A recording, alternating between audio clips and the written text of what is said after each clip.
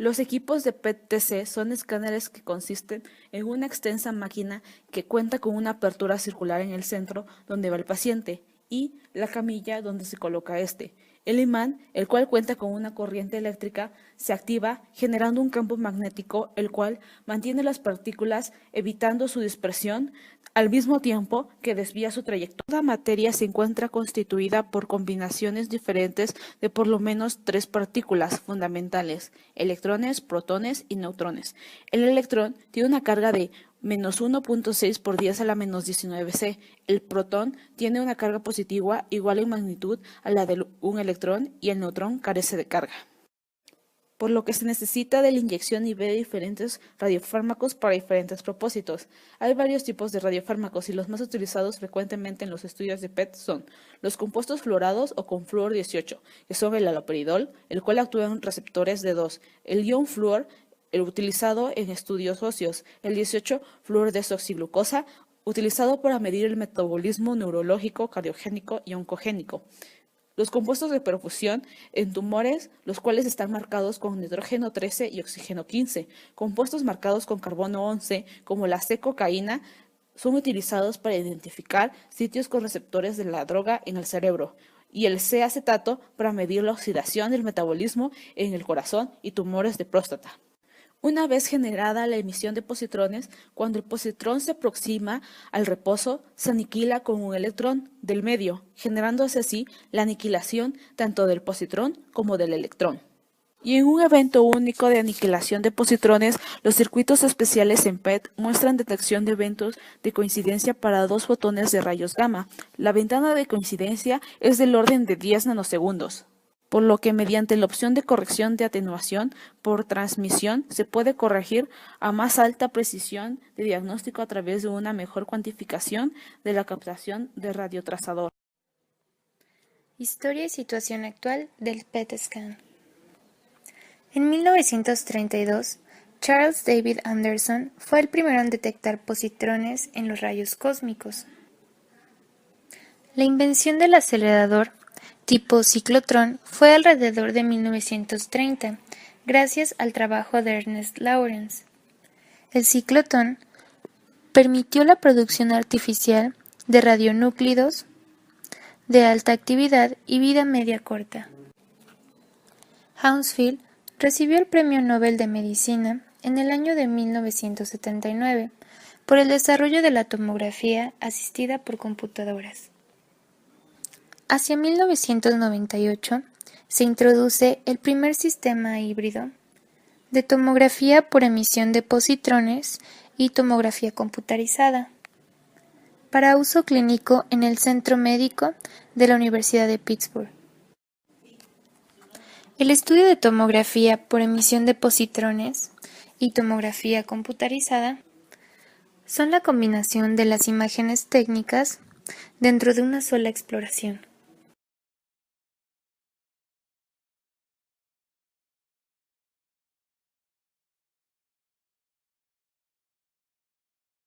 En el sistema nervioso central son 3 las principales indicaciones cerebrales del PET-TC: la evaluación y diferenciación de las demencias, análisis del foco epiléptico y valoración de los tumores primarios.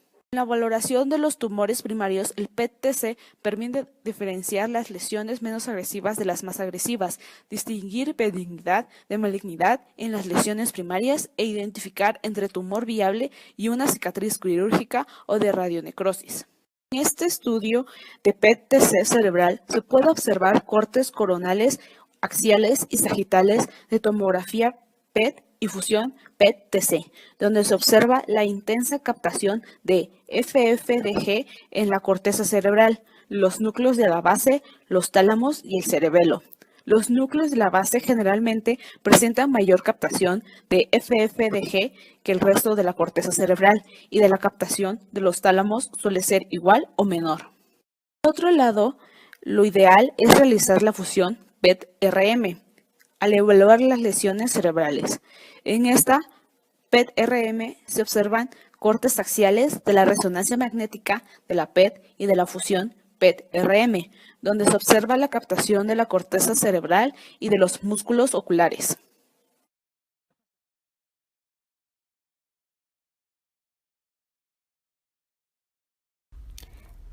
PET-TC en pulmón.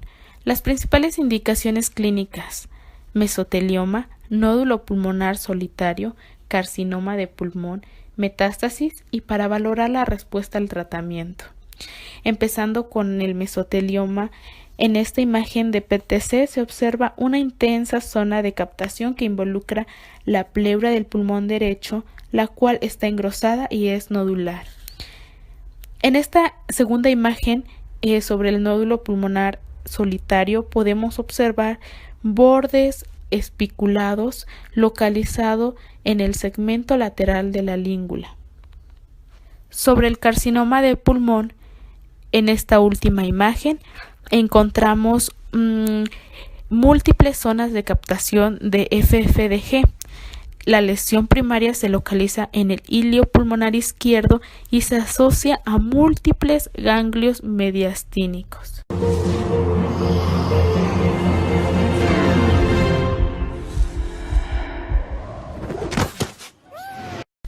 PET-TC en cardiología. Hay dos principales indicaciones clínicas de la PET-TC: evaluar la viabilidad miocárdica y valorar la perfusión. En evaluación del flujo de reserva coronario, el radiofármaco se inyecta en dos momentos al paciente: en reposo, flujo coronario basal, y en estrés, flujo coronario máximo. En la primera imagen observamos un estudio normal donde se utilizó rubidio 82, no se encontraron defectos de la perfusión o cambios transitorios en las imágenes de estrés ni en reposo. En cambio, la imagen 2 podemos observar una moderada isquemia en el vértice y en las paredes anterior y lateral, que indican las flechas negras, así como tejido hibernante en las flechas blancas.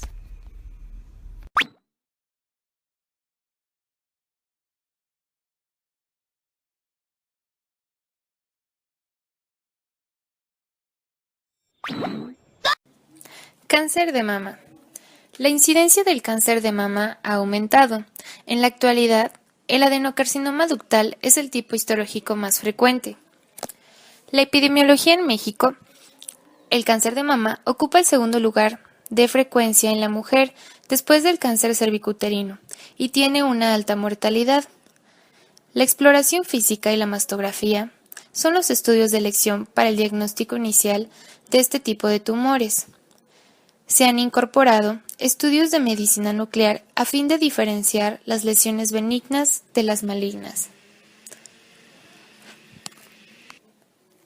Se utiliza el sistema de clasificación TNM, donde se evalúa el tamaño del tumor, cómo se encuentran los ganglios linfáticos regionales y si existe o no metástasis a distancia.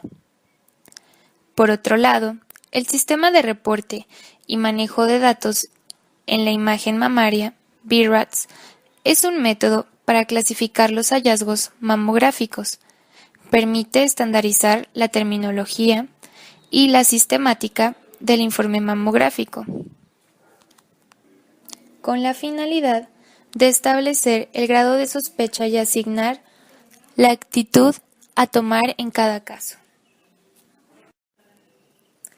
Estudios de tomografía por emisión de positrones y tomografía computarizada. PET no es un estudio de elección para el diagnóstico del tumor primario en la mama. Sin embargo, la ventaja más importante de este método en el estadio inicial del cáncer de mama es la detección de metástasis a distancia, incluyendo aquellas a los ganglios de la cadena mamaria interna. El tejido mamario normal muestra moderada captación de 18-fluorodesoxiglucosa, algunas veces focal en la areola y el pezón, tanto en hombres como en mujeres. La afección ganglionar en el momento del diagnóstico del carcinoma de mama es el factor pronóstico más importante. La PET con 18-fluorodesoxiglucosa resulta de gran valor para la estadificación ganglionar de la cadena mamaria interna y permite detectar lesiones multifocales o multicéntricas en los tumores primarios. El 7% de los pacientes con carcinoma de mama desarrollan un segundo primario mamario a los 10 años del diagnóstico del primero, generalmente relacionado con los receptores de estrógenos. El cáncer de mama es el que con mayor frecuencia metastatiza al sistema nervioso periférico, seguido del pulmón y el melanoma. La metástasis osteoblástica presentan una menor captación de 18-fluorodesoxiglucosa al compararlas con las metástasis líticas, sin que esto afecte su detección por este método. La sensibilidad y especificidad de la PET en la detección de metástasis a distancia fueron de 97.4 y 91.2%. El marcador más importante es la CA15-3, cuando no hay elevación de este y sin evidencia clínica o radiológica de lesión, se debe utilizar el estudio de tomografía por emisión de positrones y tomografía computarizada con 18-fluorodesoxiglucosa.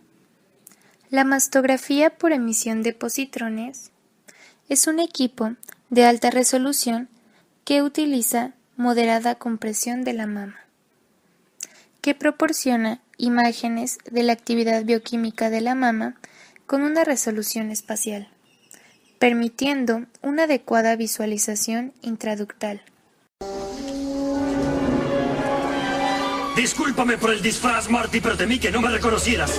Fui a una clínica de estética y me hicieron un arreglo natural. Me quitaron algunas arrugas, me arreglaron el pelo, un cambio de sangre, me quitaron 30 o 40 años de encima. También reemplazaron mi vaso y el colón. ¿Qué tal, Futuro del PET. A pesar de los beneficios evidentes y potenciales de los equipos multimodalidad PET resonancia magnética, persisten limitaciones, por ejemplo, en la detección de micrometástasis. Otra de suma importancia, y como se ha dicho, aún totalmente no solventada, es la corrección de la atenuación basada en la resonancia magnética.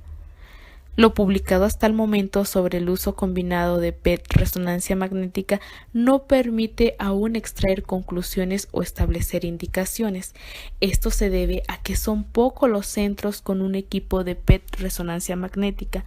Son todavía menos los que utilizan diariamente en la práctica clínica y a que la mayoría de la literatura publicada comprende grupos reducidos de pacientes. El futuro del PET pasa por la aprobación de nuevos trazadores. En una jornada científica, la Sociedad Española de Medicina Nuclear ha concluido que el reto está en lograr la aprobación de nuevos fármacos radioactivos.